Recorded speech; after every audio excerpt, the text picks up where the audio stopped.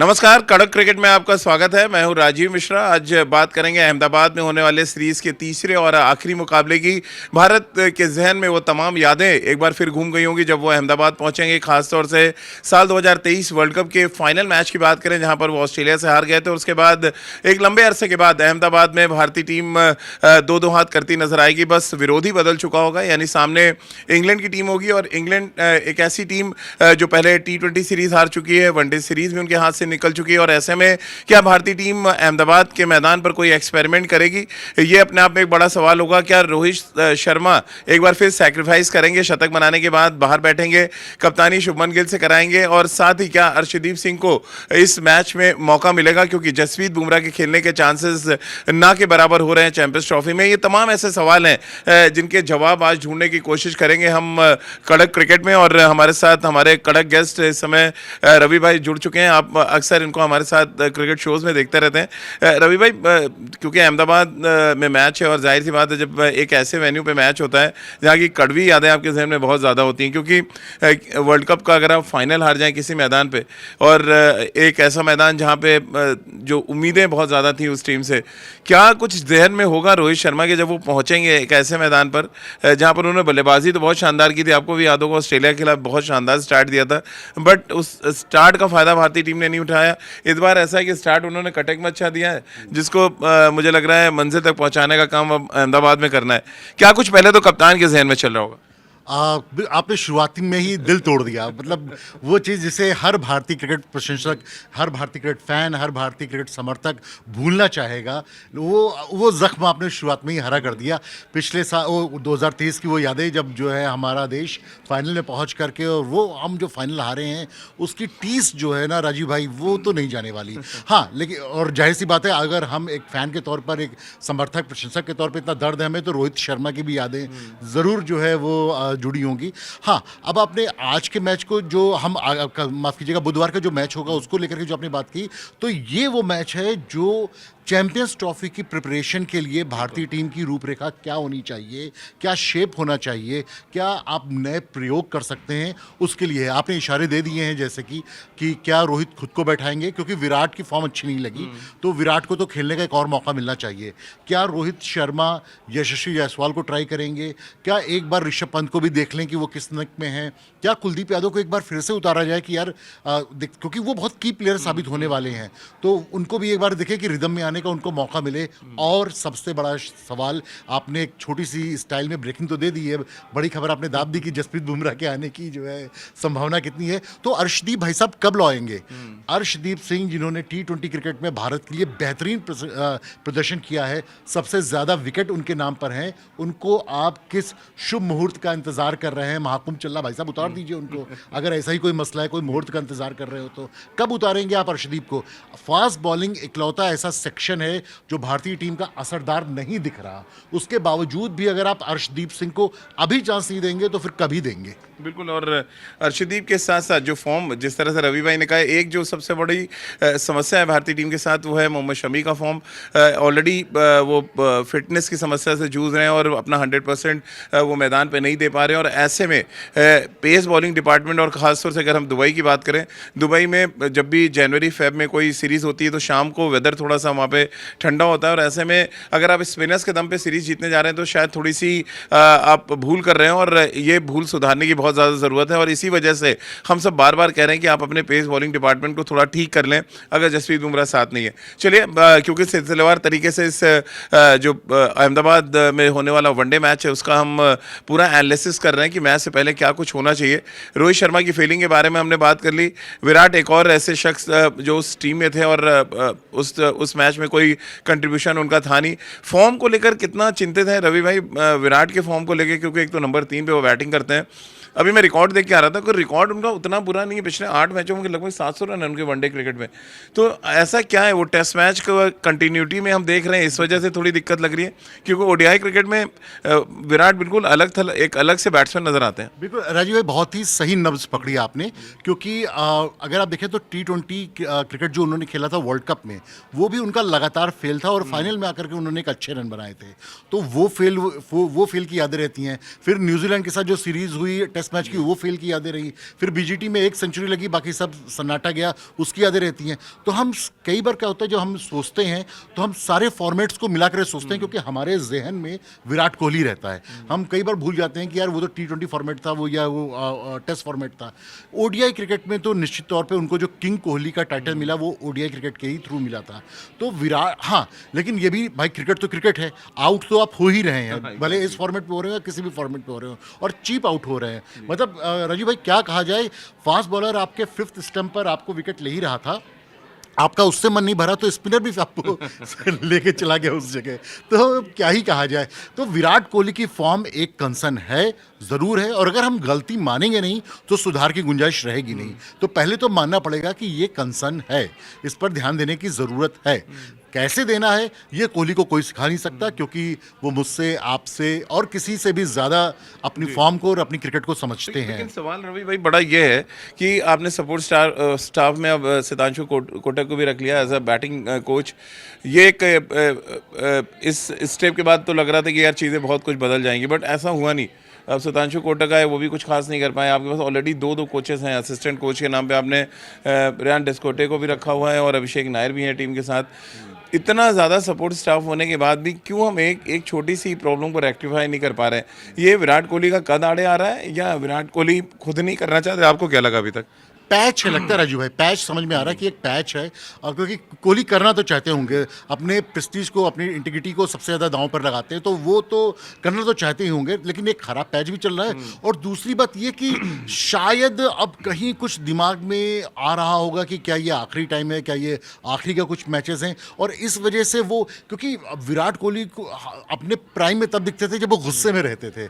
वो जब से एक स्वीट बड़े भाई, स्पिरिचुअल विराट कोहली, स्पिरिचुअल एक बड़े भाई का फिगर रहता है उनका, जो इधर और उधर दोनों साइड में जो है वो उनका कद ही इतना बड़ा है। तो वो विराट कोहली की लॉ जो है वो देखनी होगी कि उसमें अभी कितनी तपिश है। और मुझे पूरी उम्मीद है कि 23 फरवरी वो दिन है जब हम विराट कोहली का जलवा देखेंगे। भारत और पाकिस्तान का मैच होगा, दुबई में मैच होगा, और तब विराट कोहली शायद अपने अनूठे रंग में दिखेंगे हमें। चलिए, क्योंकि 2 वनडे मैचेस हमने खेले और इंग्लैंड के खिलाफ जो 2 वनडे मैचेस थे, हम सब इस बात की उम्मीद लगा रहे थे कि भारतीय टीम इस जो 2 टेस्ट मैचेस बीते हैं उसको ड्रेस रिहर्सल के तौर पे लेगी, और जब फाइनली कहते हैं ना, जब चौकी निकलेगी तो पूरी तरह से सजी धजी नजर आएगी। लेकिन अभी भी कुछ एरियाज़ हैं जिसमें काम करना, और तीसरा वनडे मैच इसीलिए मेरे लिए खासतौर से बहुत इंपॉर्टेंट नज़र आ रहा है। एक तो श्रेयस अय्यर की बैटिंग आपने 2 मैचेस में देखी, अक्षर पटेल को जिस तरह प्रमोट किया गया वो आपने देखा, लेकिन उस प्रमोशन की वजह से 3-4 खिलाड़ी फंसते हुए नजर आए। सारे न्यूज़पेपर्स में, सोशल मीडिया में बहुत ज़बरदस्त तरीके से इस बात को लिया जा रहा है। हालांकि मैं बड़े पॉजिटिव तौर पे देख रहा हूँ।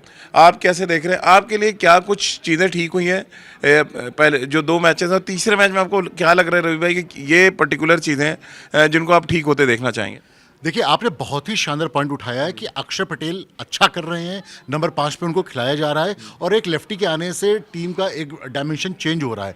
लेकिन उसके साथ ये भी देखिए कि हार्दिक पांड्या, केएल राहुल, ये दोनों उस सफ़र कर रहे हैं, और जडेजा के हाथ भी 3 या 4 गेंदें आती है, उसमें एक चौका मार के वो मैच जिता देते हैं। तो अब एक बैट्समैन को सेट करने में 3-4 बैट्समैन का जो है वो सफ़र कर रहा है। तो टीम के कॉम्बिनेशन को कुछ ना कुछ तो वर्कआउट करना ही पड़ेगा रोहित शर्मा को, क्योंकि ये बात तो सच है कि मिडिल ऑर्डर में एक लेफ्टी तो चाहिए ही चाहिए, जिस तरह से स्पिनर्स को टैकल किया। और क्या आप यहाँ पे के राहुल की जगह ऋषभ पंत को खेलते देख रहे हैं?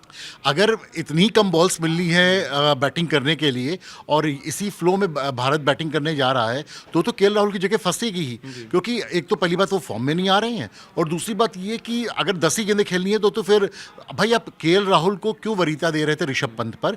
क्योंकि अगर टीम फंसेगी तो ये आदमी संभालेगा। इनमें ज़्यादा सलाहियत है, इनका ज़्यादा कम रिस्क लेते हैं और ज़्यादा रन बना करके दे सकते हैं। लेकिन अगर 10 ही गेंदों का मामला है तो फिर ऋषभ पंत के ऊपर बिल्कुल जाया जा सकता है। उनके जो आड़े तिरछे स्टाइल का शॉट है वो बिल्कुल मायने रख सकता है। तो चेंजेस, जैसे अभी इस पूरे स्ट्रक्चर में जो एक आदमी बिल्कुल फिट दिख रहा है वो तो श्रेयस अय्यर हैं, जो नंबर 4 पर टीम को संभाल रहे हैं। जब विराट नहीं थे तो उन्होंने नंबर 3 पर भी जाकर के शानदार बैटिंग की थी। क्या रवि भाई आपको लग रहा है, माफ कीजिएगा आपको रोक रहा हूँ, एक सवाल ऐसे ज़हन में आया कि क्या आपको लग रहा है कि जब ये ओडीआई सीरीज शुरू हुई तब के राहुल को रखा गया नंबर 5 पे, जैसा आपने कहा कि टॉप ऑर्डर क्योंकि फॉर्म में नज़र नहीं आ रहा था। अब 2 मैचों के बाद रोहित भी रन बना रहे हैं, आपके शुभमन गिल भी रन बना रहे हैं, और नंबर 4 पे श्रेयस अय्यर भी बना रहे हैं। एकमात्र विराट कोहली ऐसे हैं जो आउट ऑफ फॉर्म है। क्या अगर आपके टॉप 3 बहुत अच्छे निक में नजर आ रहे हैं तो क्या आप एक तरीके का रिस्क उठा सकते हैं या एक तरीके का दांव आप चल सकते हैं जहां पे आप नीचे की बैटिंग में थोड़ा सा चेंजेस कर लें? अगर नंबर 5 पे आप इसी तरह अक्षर पटेल को खिलाते रहे तो नंबर 6 पर हार्दिक पांड्या को आपको चांस देना ही होगा, और 7 नंबर पर फिर राहुल जाया जाएंगे।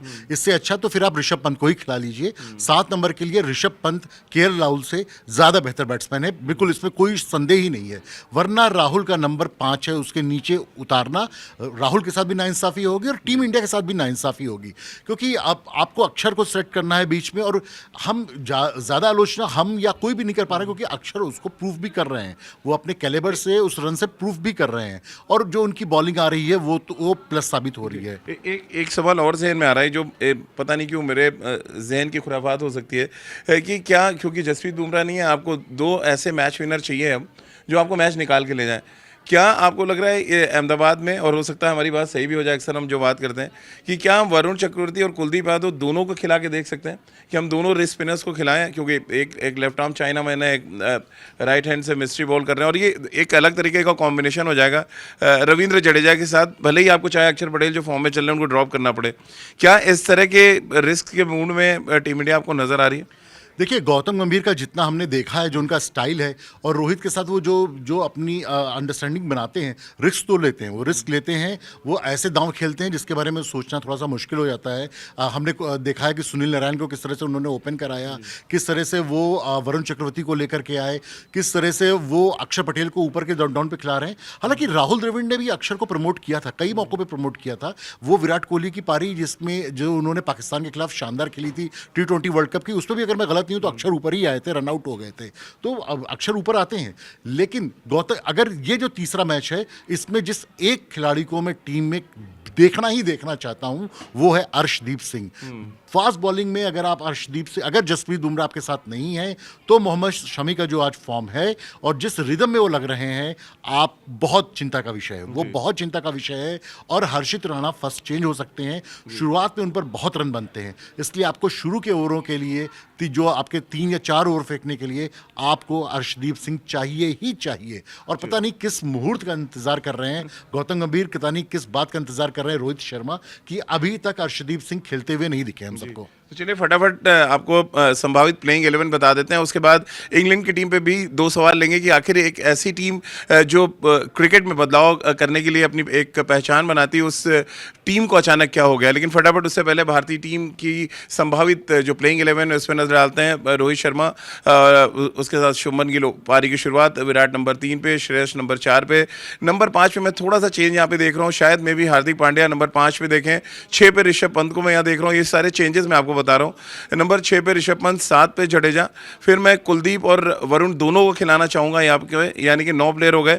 फिर अर्शदीप के साथ मैं हर्षित राणा के साथ जाऊँगा यहाँ पे, यानी कि 3-4 चेंजेस मैं करूँगा ताकि मैं ये देख पाऊँ कि हम आइडियली चैंपियंस ट्रॉफी के लिए कितने तैयार हैं। तो ये मेरी 11 है। अब पता नहीं रवि भाई से इत्तेफाक रहे। एकदम इत्तेफाक रखता हूं, मैं बिल्कुल ही चाहता हूं, और मैं चाहता हूं कि पारी की शुरुआत, बॉलिंग में पारी की शुरुआत हार्दिक पांड्या और अर्शदीप सिंह करें, और हर्षित राणा जो है वो फर्स्ट चेंज के तौर पे आए। आप ये जो प्लेइंग 11 आपने बनाई है इसमें बहुत दम है, और सबसे खास बात है इसमें लॉजिक है। आप इस टीम को जरूर ट्राई करें नंबर 3। चलिए, तो ये रवि भाई ने मोहर लगा दी, अब भारतीय टीम मैनेजमेंट इसे मोहर लगाता है या नहीं, ये देखने के लिए आपको थोड़ा सा इंतजार करना पड़ेगा। जल्दी फटाफट इंग्लैंड टीम पे भी रिएक्शन लेते हैं। थोड़ा सरप्राइज हुए रवि भाई, पहले T20 में 4-1 से हार जाते हैं इंग्लैंड, ओडीआई क्रिकेट में 2-0 से पीछे। एक ऐसी टीम जो जिसने क्रिकेट में एक बड़ा बदलाव किया, बेसबॉल क्रिकेट को लेके आए, और तमाम वो हार्ड हिटिंग बैट्समैन है। मैं आज अश्विन का एक इंटरव्यू सुन रहा था, वो कह रहे हैं मैं बहुत दुखी हूँ इंग्लैंड का प्रदर्शन देख के, कि एक ऐसी टीम जिसका सॉल्ट है, जिनके पास बेन डकेट है, फिर जो रूट के साथ साथ अब एक ऐसी स्ट्रॉन्ग बैटिंग लाइनअप है उनके पास जो इम्पैक्ट वो छोड़ नहीं पाए, जिस इम्पैक्ट के लिए वो जाने जाते रहे। हमारी दोस्त रूबिका हमें चिढ़ा रही थी वहाँ से, वो मैं दिख रहा था वहाँ से। अच्छा, मैं आपने जो इंग्लैंड का सवाल उठाया है, देखिए इंग्लैंड का ये जो बेसबॉल जिसकी बात की जाती है वो कई बार बहुत ही ओवर हाइप होता है। भाई बेसबॉल क्रिकेट का आपने क्या, आपका सेट फार्मूला क्या था कि बैट्समैन बिना अपने विकेट की फिक्र किए बहुत तेज गति से रन बनाएंगे, और वो टेस्ट मैच में उन्होंने रखा था कि वो एक दिन में 350 प्लस से जाएंगे, सारे बैट्समैन जो है वो खुल के खेलेंगे, अग्रेसिव खेलेंगे। यार ये काम तो वीरेंद्र सहवाग 2002-2003 में किया करते थे, जिसको आप इस तरह से ओवर हाइप करके कर रहे हैं। हाँ ठीक है, आपके सारे सारे प्लेयर अब इस तरह से उसी स्ट्रेटजी के साथ उतरते हैं, लेकिन भारत वो जगह है जहाँ पर आपकी ये सब टेक्निक काम नहीं करती है। भारत में खेलने के लिए आपके फुटवर्क बहुत अच्छा होना चाहिए, स्पिन को टैकल करना आपको आना चाहिए, और सबसे खास बात आपकी टीम में भी वो उम्दा स्पिनर्स होने चाहिए जो भारत को टक्कर दे सकें। आप देखें कि पिछले 15-20 सालों में भारत पे वही टीम असर दिखा पाई है जिसके पास कम से कम 2 अच्छे स्पिनर्स थे। जो टेस्ट सीरीज हम लोग हारे, याद करें, उसमें मॉन्टी पनेसर और ग्राम स्वैन थे, जिसकी वजह से हम लोग वो टेस्ट सीरीज आए। उसके बाद अगर आप न्यूजीलैंड का भी जिक्र करें तो भी स्टैनर और एजाज पटेल की वजह से हमारे। आप देखें, आप केवल आदिल रशीद को लेकर के आ गए, मोइन अब आपके पास है नहीं, मोइन अली है नहीं, और आपने कोई क्वालिटी स्पिनर अपने अंदर नहीं डाला, तो भारत के बल्लेबाज तो आपके खिलाफ बेखौफ होकर के रन बनाएंगे, और आपके बैट्समैन की वो क्वालिटी नहीं है कि वो वरुण चक्रवर्ती, कुलदीप यादव, अक्षर पटेल, रविंद्र जडेजा को खेल सकें। अभी रविंद्र जडेजा, अभी एक सवाल और ज़हन में आ रहा है रवि भाई, कि क्या बहुत हैविली डिपेंडेंट है इंग्लिश जो बैट्समैन है स्वीप शॉट पे, स्वीप और रिवर्स पे, और ये एक प्रॉब्लम का कारण बना है T20 में भी, ODI सीरीज में भी, क्योंकि फुटवर्क नहीं है उनके पास, वो क्रीज छोड़ के खेलते नहीं, और खड़े खड़े जब कहते हैं ना आपको when you are in doubt sweep, वो इंग्लैंड में कहा जाता था, तो वो डाउट तो खत्म नहीं हो रहा है। स्वीप का कार्ड भारत ने जरूर ढूंढ लिया, विकेट टू विकेट गेंदबाजी करके, मतलब यू मिस आई हिट वाला एक रूल है जो मुझे लग रहा है इस सीरीज में बहुत कायदे से लागू हुआ। कैसे आप देख रहे हैं, हैविली डिपेंडेंट होना स्वीप शॉट पे एक बड़ी प्रॉब्लम रही? और इसको थोड़ा सा और अगर मैं मतलब आपने बहुत ही क्लासी जो जुबान में उसको बताया, अगर और लेमन की तरह जाएं हम, तो जो टेल हैंडर्स बैटिंग होती है ना, कि अगर आपको बॉलिंग समझ में नहीं आ रही तो आपने क्रीज छोड़ करके आगे उठा के मारने की कोशिश की और फिर स्टंप आउट होकर के चले गए, वो उन्हें सिखाया गया है कि बॉस अगर आपको बॉलिंग समझ में नहीं आ रही है, स्पिन के खिलाफ आपके पैर नहीं चल रहे हैं, तो आप जो है बस वो एक पैर आड़ा तिरछा निकालिए और उसको स्वीप कर दीजिए। और इसीलिए वो देखिए, वो स्वीप और रिवर्स स्वीप पे इस कदर डिपेंडेंट है कि स्पिन बॉलिंग को खेलने के लिए जो टेक्निक होनी चाहिए, जो फुटवर्क होना चाहिए, क्रीज का जो इस्तेमाल करना चाहिए, क्या छोड़ना है क्या खेलना है, इसकी उन्हें कोई समझ नहीं है। थोड़ा बहुत जॉस बटलर, जो चूंकि IPL में उन्होंने इतने वक्त से खेला है और इतना अच्छा खेलते आ रहे हैं, इसलिए उनको समझ है। अच्छा, दूसरी बात यह है कि इंग्लिश टीम की फेल्योर की एक और बड़ी बात है राजीव भाई, कि ये बड़े ही रोंधू किस्म के लोग हैं, बहुत ही शिकायती किस्म के लोग हैं। आप याद करें हैरी ब्रुक जिस तरह से आउट हुए, पहले में उन्हें स्मोक की वजह से बॉल नहीं दिख रही थी, उसके बाद उन्हें बॉल दिखी नहीं, कभी वो कोई ना कोई बहाना लेकर के सामने आ रहे हैं। एक्चुअली क्या हुआ, वो PSL मटेरियल है, PSL में जाकर के उन्होंने कुछ रन बनाए और उसके बाद वो बड़े हाइप मिल गया उनको। भारत में जब वो आते हैं तो उनकी कलई खुल जाती है। वो IPL में आए, एक मैच अच्छा खेला, सेंचुरी बने, उसके बाद कलई खुल गई। तो इस तरह इंग्लिश प्लेयर जो है, उनका एक रोने गाने का जो एटमॉस्फेयर रहता है, उसकी वजह से जो है वो उनका माइंड सेट सही नहीं बन पाया। और स्पिन की तो आपने कमी सबके सामने जग जाहिर कर दी उनकी, कि स्वीप के अलावा उनका कोई भरोसा नहीं, और स्वीप उनकी मजबूरी है, कोई आर्ट नहीं है, उनकी मजबूरी है, वो बैटिंग कर नहीं पाते इसलिए वो स्वीप करते हैं। तो चलिए आखिरी सवाल ले लेते हैं रवि भाई से। रवि भाई, 3-0 आप देख रहे हैं, या एक मैच कंसोलेशन प्राइज, जैसे हमने T20 में एक मैच जिता दिया, क्या ODI में भी जीतते देख रहे हैं? राजीव भाई, 3-0 हो 2-1 हो, कोई फर्क नहीं पड़ता। गौतम गंभीर और रोहित शर्मा को नई प्लेइंग 11 ट्राई करनी ही होगी। आपके वो प्लेयर जो अभी बेंच पर बैठे हुए हैं, मैच का रिजल्ट कुछ भी रहे, सीरीज आप जीत चुके हैं दोस्त, और अगर ना भी जीते तो भी मैं कहता कि ये बायलैटरल्स वगैरह होती रहती हैं, और हमने हर देश को रगड़ के रखा हुआ है, तो बायलैटरल का उतना फिक्र ना करें। आप चैंपियंस ट्रॉफी को, ICC टूर्नामेंट को टारगेट करें, और ये तय करें कि आपकी प्लेइंग 11 जो है उन लोगों को भी मौका मिल जाए जिन्हें अभी तक टच नहीं मिला है। तो चलिए, रोहित शर्मा से ही चर्चा शुरू की थी हमने, और रोहित शर्मा पे ही चर्चा खत्म करते हैं, क्योंकि कई रिकॉर्ड्स वो अहमदाबाद में बना सकते हैं। अहमदाबाद के मैदान पर, और उनकी पिच कटक जैसी है, मतलब ब्लैक सॉइल की विकेट है जहाँ पर बॉल बैट पे आता है, यानी कि आप अपने शॉट्स खेल सकते हैं। और ऐसे में अगर वो 7 छक्का लगा देते हैं तो महेंद्र सिंह धोनी ऐसे आगे निकल जाएंगे और भारत के वो कप्तान बन जाएंगे जिन्होंने सबसे ज़्यादा छक्के लगाए हैं। इसके अलावा और भी तमाम रिकॉर्ड्स हैं जो रोहित शर्मा का इंतज़ार कर रहे हैं, लेकिन शायद हम सब उस बात का इंतज़ार कर रहे हैं कि कप्तान कुछ ऐसे डिसीजंस लें जिससे चैंपियंस ट्रॉफी की तैयारी हमें बेहतर दिखाने में वो कामयाब हो पाएँ। तो चलिए, इस लाइन के साथ कि जब भी मैदान पर कोई समस्या हो विकेट, तो उसको सुलझाने के लिए आप देखिए कड़क क्रिकेट। रवि और हमको दीजिए इजाज़त, बहुत बहुत शुक्रिया।